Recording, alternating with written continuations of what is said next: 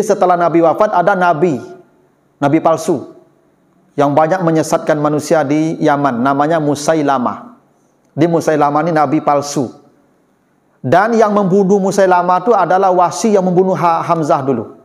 Makanya kata Wasi, dulu di tangan saya mati manusia terbaik Hamzah, dan sekarang di tangan saya mati manusia terburuk. Nah, jadi kata Allah di perang Uhud itu memang Allah sengaja bikin kalah supaya Allah tahu siapa yang beriman dan untuk mengambil sebagian syuhada di antara kamu. Jadi cerita perang Uhud ini Bapak Ibu, ini cerita perang yang paling panjang. Dan ini perang paling dahsyat yang pernah terjadi, dan umat Islam perumpamaan selalu Bukit Uhud diambil. Kata Nabi, siapa yang mensalatkan jenazah, dia dapat pahala sebesar Bukit Uhud. Siapa yang mensalatkan jenazah dan mengantarkannya ke kuburan, dia dapat pahala 2 kirat. 2 kirat itu 2 kali Bukit Uhud, kata Nabi. Nabi pernah juga berkata, ya, dirsuhu misal Uhud. Orang kalau masuk neraka nanti giginya dibesarkan oleh Allah, ya, sampai 1 giginya itu sebesar Bukit Uhud. Nah, gitu. Dia orang masuk neraka nanti Pak, badannya digadangkan Pak, sampai giginya kata Nabi dibesarkan juga. 1 giginya sebesar bukit.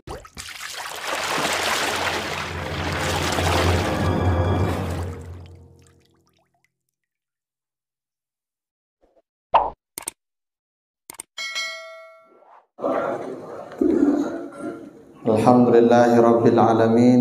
Assalatu wassalamu ala asyrafil anbiya'i wal mursalin wa ala alihi wa ashabihi ajmain.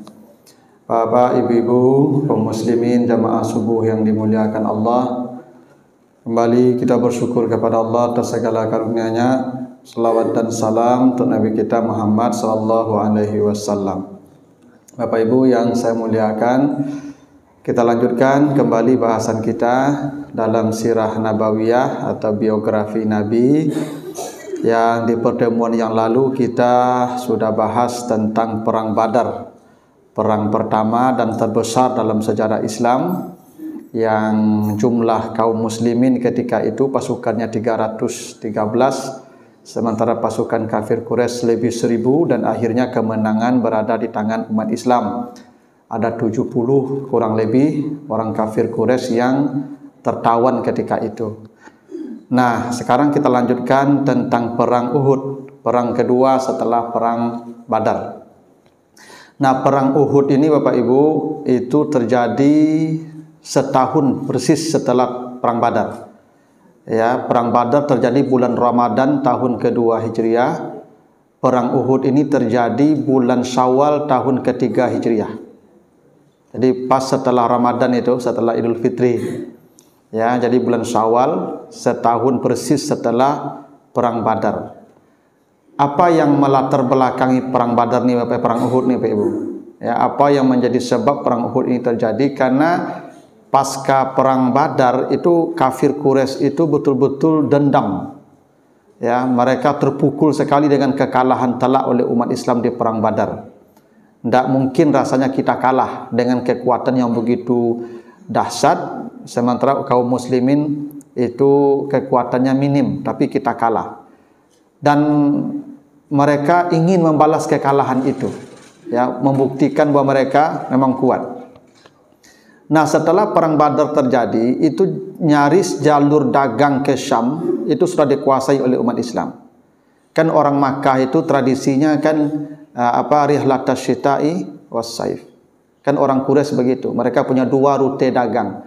Rihlatas syita di musim dingin mereka ke Yaman. Was saif di musim panas mereka ke Syam. Nah, sekarang Madinah itu jalur mereka ke Syam. Mereka tidak bisa ke Syam kalau tidak lewat Madinah. Madinah sekarang sudah benar-benar dikuasai oleh umat Islam, sehingga mereka terhambat jalur dagangnya ke Syam. Tinggal satu saja jalurnya, ke Yaman, ke Habasyah, ke Ethiopia. Dan ini sangat tidak nyaman bagi orang-orang Quraisy yang notabene mereka hidup dalam dunia bisnis perdagangan. Jalan satu-satunya adalah menghabisi umat Islam. Karena mereka menyiapkan pasukan yang sangat besar.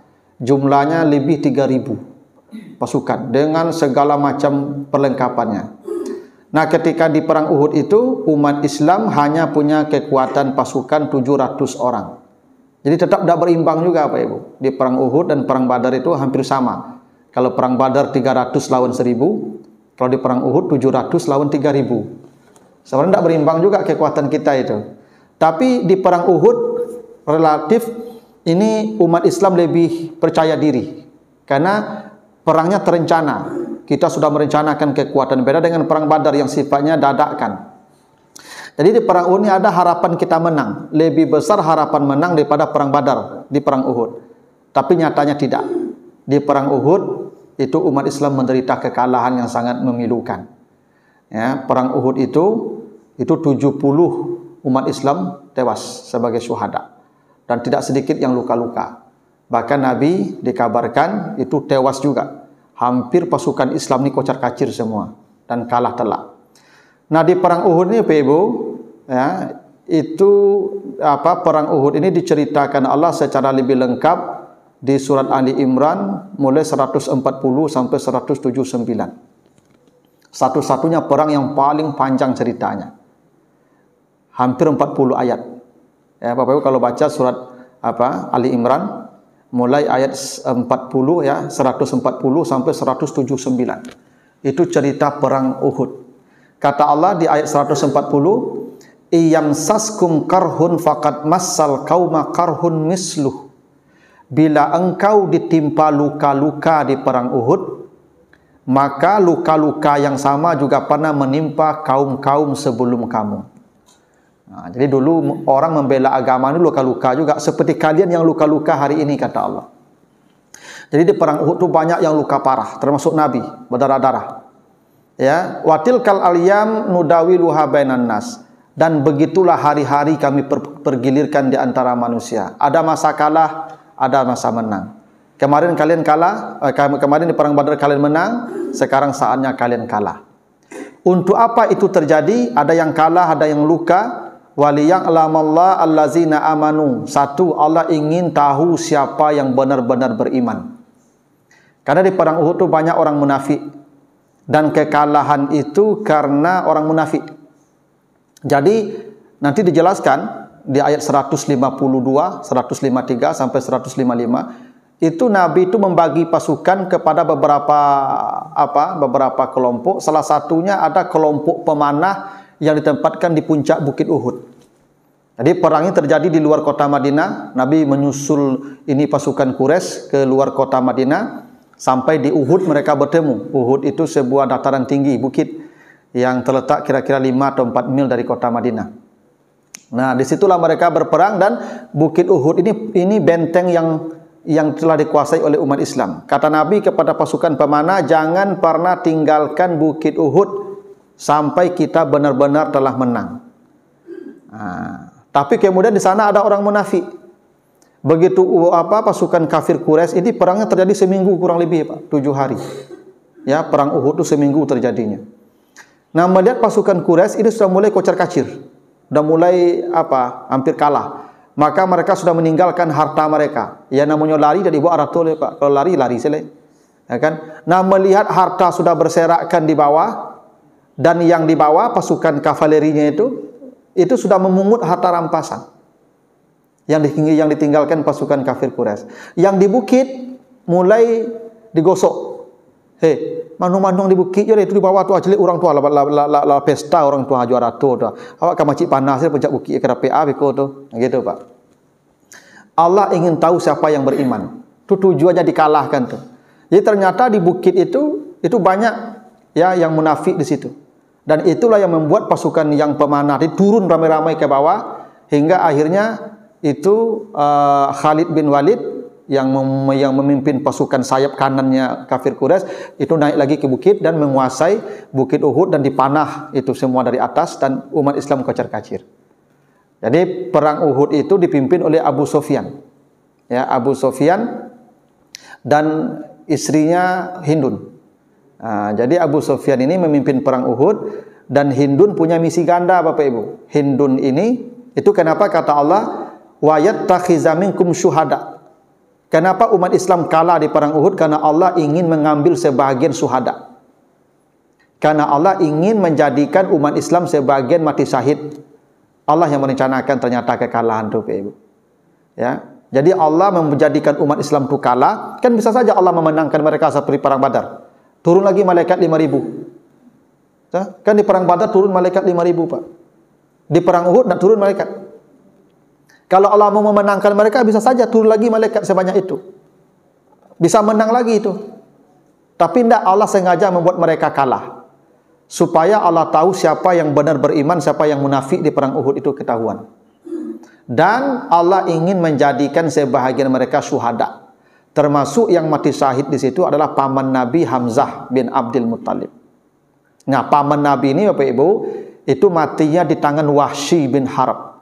Wahsy ini seorang budak yang disewa oleh Hindun, istri Abu Sufyan. Jadi Hindun ini di samping mendampingi suaminya perang, ya, dia punya misi ganda, yaitu membunuh Hamzah. Kenapa Hindun benci dan dendam kepada Hamzah? Karena bapaknya dan saudaranya dibunuh oleh Hamzah di perang Badar. Jadi kan dulu ceritanya begini, Pak, ketika perang Badar terjadi itu orang kafir Quraisy minta duel maut dulu. Jadi kirim tiga algojo atau jagoan. Jadi perang perang tanding dulu, Pak. Memang tradisi orang Arab begitu, sebelum perang besar itu perang tanding dulu, duel maut. Maka umat Islam Nabi Muhammad mengirim 3 jagoan. Hamzah, Ali, Ubaidah bin Haris. Ini 3 jagoan nih. Orang kafir Quraisy mengirim 3 pula. Ya, Syaibah, ya, Al-Walid dan Utbah. Nah, Utbah ini bapaknya Hindun. Makanya namanya Hindun bin Utbah, ya, Hindun binti Utbah. Jadi Utbah ini nanti berhadapan dengan Ubaidah. Ubaidah ini jagoannya orang Islam nih. Dan Ubaidah mati di tangan Utbah, syahid sebelum perang Badar. Hamzah berhadapan dengan Syaibah dan mati Syaibah oleh Hamzah. Ali berhadapan dengan Al-Walid, mati Al-Walid oleh Ali. Jadi di perang tanding itu 2, ya, Hamzah dan Ali bisa membunuh jagoan orang kafir Quraisy, sementara 1 Utbah bapaknya Hindun itu bisa membunuh, ya, Ubaidah. Jadi Ubaidah itu dibunuh oleh Utbah. Nah, Utbah ini kemudian minta lawan lagi, maju Hamzah. Maka Hamzah yang membunuh Utbah. Inilah yang membuat Hindun itu dendam, karena ayahnya Utbah dibunuh oleh Hamzah. Itu kenapa ketika perang Uhud dia sewa seorang budak kulit hitam namanya Wahsy. Ya, Wahsy ini seorang budak dari Ethiopia. Tugas Wahsy hanya 1. Pokoknya Hamzah harus mati di perang Uhud. Jangan pikirkan bunuh yang lain, Hamzah saja cari. Benar, ya. Itu Wahsy berhasil membunuh Hamzah dan kemudian dibedah dadanya, dibongkar isi perutnya Hamzah itu, diambil hatinya dan dimakan oleh Hindun. Ini yang membuat Nabi tidak mau melihat wajah Hindun dan Wahsy. Ya, Hindun itu masuk Islam setelah penaklukan kota Makkah. Hindun dan suaminya Abu Sufyan masuk Islam. Tapi Nabi tidak mau melihat wajah Hindun, karena membayangkan betapa dulu pamannya dimakan hatinya oleh Hindun. Termasuk Wahsy. Wahsy pun masuk Islam. Ya, yang membunuh Hamzah itu masuk Islam. Tapi kata Nabi, engkau jangan melihatkan wajahmu ke saya. Kata Nabi ke Wahsy, karena dia ingat pamannya. Karena Hamzah itu paman yang paling, ya, banyak membela Nabi, ya, semasa hidup beliau. Tapi Wahsy itu kemudian Ibu menjadi bangga. Kenapa dia bangga? Dia yang berhasil membunuh Musailamah Al-Kazzab. Jadi setelah Nabi wafat ada nabi palsu yang banyak menyesatkan manusia di Yaman, namanya Musailamah. Di Musailamah ini nabi palsu. Dan yang membunuh Musailamah itu adalah Wahsy yang membunuh Hamzah dulu. Makanya kata Wahsy, dulu di tangan saya mati manusia terbaik Hamzah, dan sekarang di tangan saya mati manusia terburuk. Itu kata Wahsy itu, Pak. Nah, jadi kata Allah di perang Uhud itu memang Allah sengaja bikin kalah supaya Allah tahu siapa yang beriman dan untuk mengambil sebagian syuhada di antara kamu. Jadi cerita perang Uhud ini, Bapak Ibu, ini cerita perang yang paling panjang.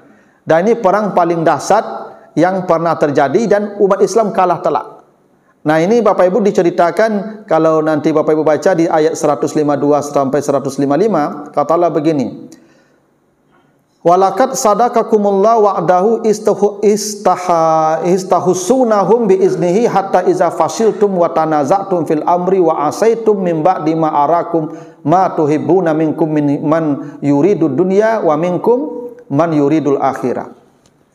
Jadi Allah telah membenarkan janjinya ketika kamu dijadikan pemenang dengan izinnya. Jadi dulu Allah menjanjikan kemenangan bagi umat Islam di perang Badar. Sampai kamu menderita kekalahan, kata Allah. Yang menderita kekalahan itu maksudnya di perang Uhud ini. Jadi umat Islam betul kalah. Allah sebut betul-betul kalah di perang Uhud itu. Kenapa kamu kalah? Wa tanaza'tum fil amri, karena kalian bertengkar di perang Uhud itu. Pertengkaran itu terjadi karena harta rampasan tadi.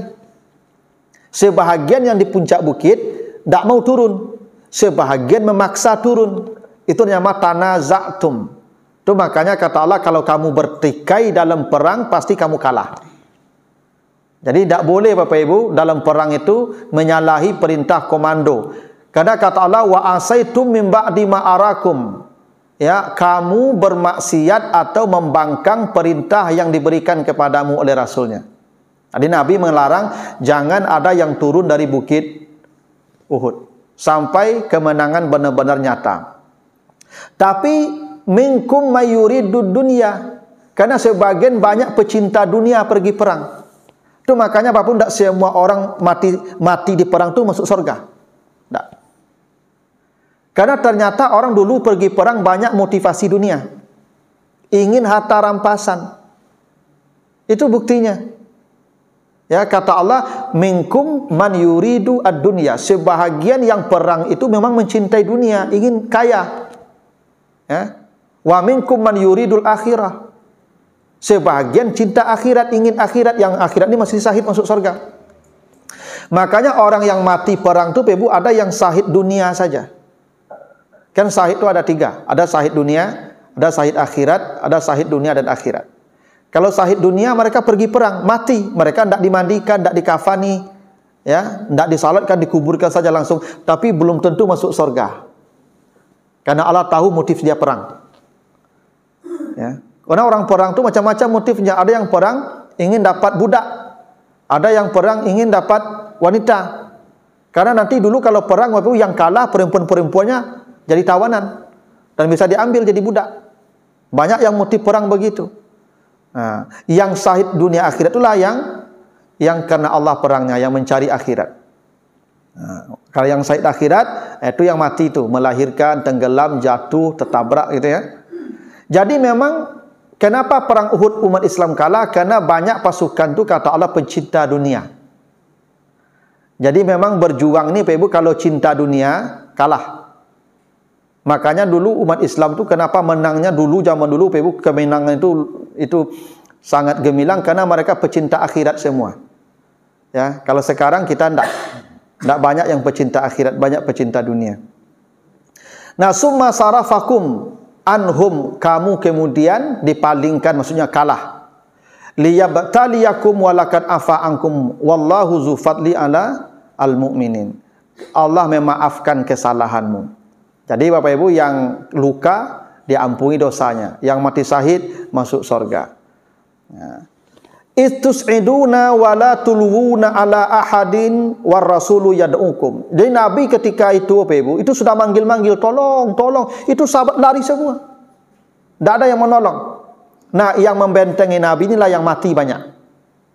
Dan Nabi itu juga hampir mati karena sudah tidak ada lagi kabarnya. Karena perang berkecamuk. Dulu kan tidak ada ya seperti sekarang Bapak Ibu, ya ada alat-alat canggih. Dulu Nabi itu hilang. Sehingga banyak yang hampir putus asa. Ini tidak mungkin lagi Islam bertahan nih kalau Nabi sudah mati. Nabi sudah manggil-manggil tapi tidak ada satupun yang bersuara untuk menyahuti panggilan Nabi, kecuali hanya beberapa orang saja yang melindungi Nabi dan itu semua mati. Maka kata Allah, Summa anzala alaikum min ba'dil ghammi amanatan nu'asan yaghsha ta'ifatan minkum wa ta'ifatun qad ahammatuhum anfusuhum. Jadi sebahagian Allah berikan ketenangan kembali, sebahagian masih dalam kegelisahan, kegalauan. Yang tenang itu yang yakin dengan pertolongan Allah. Yang tak beriman tadi, yang munafik tadi, mereka galau setelah itu. Karena Nabi pasti tahu nih. Ya. Ini ketika perang usai nanti pasti Nabi tahu siapa yang menjadi penyebab, yang menjadi biang kekalahan ini. Maka sebagian galau tuh. Jangan-jangan Nabi menghukum mereka. Tapi di luar dugaan mereka, itu Nabi tidak menghukum mereka, tidak marah kepada mereka. Nanti di ayat 159 kata Allah, "Fabima rahmatin minallahi lintalahum walau kunta fazzan ghalizal qalbi lan faddu min haulik." Ternyata setelah perang Nabi tidak ada marah. Nabi tetap berlaku lembut kepada mereka sekalipun mereka tahu Nabi itu ini orang-orang yang menyebabkan kalah. Tidak ada dimarahi, Pak. Pasukan yang di puncak bukit itu tidak ada satu pun yang dimarahi Nabi. Nabi tetap lembut kepada mereka, bicara tenang kepada mereka. Itu memang Nabi itu ketenangannya sebagai pemimpin diuji di situ. Kalau tiba awak, Pak, kok panglima kini kok, Pak? Ya, itu pasukan di bukit itu kena lapak sado tuh, Pak. Enak. Ya kok tiba awak panglima, Pak, tu cetu perangi pasukan kan? Hampir mati lah, 70 mati dia. Sampai paman Nabi mati gara-gara pasukan pemanah itu. Dan ini udah banyak mati tuh, Pak. Pasukan pemanah tuh, mereka hidup tuh. Itu mereka mungkin yang disebut gham tadi, mereka gelisah. Ya toh? Jangan-jangan Nabi akan menghukum mereka. Tapi ternyata tidak. Nabi tetap berlaku lembut kepada mereka dan bermusyawarah dengan mereka. Tidak ada satu pun yang dihukum. Nah, inilah tipikal pemimpin, Bapak Ibu ya. Jadi kalau anak buah salah, tidak menghukum anak buahnya, Pak. Ya sudah, tetap lintalahum, berlaku lembut kepada mereka. Sebab kata Allah, "Lau kunta fazzan ghalizal qalbi," kalau kau kasari mereka, lan faddu min haulik, mereka akan berpaling, akan pergi, akan mungkin murtad mereka. Jadi dulu kan iman belum stabil, Pak. Orang kalau iman belum stabil kan dimarah-marahi, dikasar-kasari, itu murtadnya balik begitu. Sudah tetap berlaku santun kepada mereka. Nah, inilah jalannya perang Uhud, Bapak Ibu ya. Dan sampai sekarang Bukit Uhud itu menjadi monumen. Bapak kalau pergi haji akan dibawa ke Bukit Uhud kan. Nah, di situ ada makamnya Hamzah. Ya, paman Nabi di situ dimakamkan. Ada 70 makam syuhada di Bukit Uhud itu. Dan itu bukit yang paling banyak ya dipuji Nabi. Ya, bahkan Bukit Uhud itu kata Nabi bukit yang paling takut kepada Tuhannya, karena ketika Nabi lewat di sana bukit itu bergetar. Bukit Uhud itu begitu. Makanya perumpamaan selalu Bukit Uhud diambil.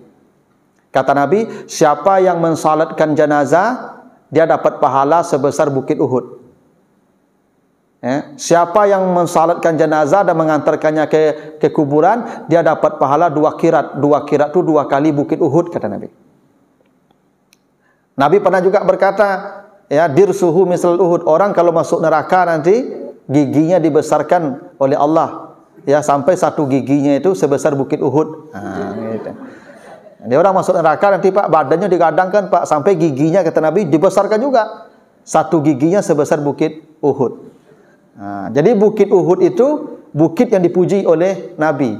Tidak sedikit hadisnya yang memuji Bukit Uhud ini, karena itu menjadi saksi bisu ya betapa bukit itu ya menjadi tempat bersemayamnya para syuhada. Sebanyak 70 orang di situ dimakamkan tanpa disalatkan. Nah, itulah ya sejarah perang Uhud, perang kedua dalam sejarah Islam, perang yang tak kalah dahsyatnya dan umat Islam menderita kekalahan yang pahit di situ. Dan ceritanya paling panjang. Di Ali Imran mulai 140 sampai 179. 40 ayat itu bicara tentang perang Uhud ini. Panjang sekali. Karena memang ini paling berbekas dalam sejarah. Begitu Bapak Ibu ya, sejarah perang Uhud. Ada pertanyaan Bapak Ibu sampai sini? Enggak ya? Nah, enggak, cukuplah begitu. Ya, mudah-mudahan ada manfaatnya. Lebih kurang mohon maaf. Subhanakallahumma wa bihamdika asyhadu an la ilaha illa anta astaghfiruka wa atubu ilaika. Wassalamualaikum warahmatullahi wabarakatuh.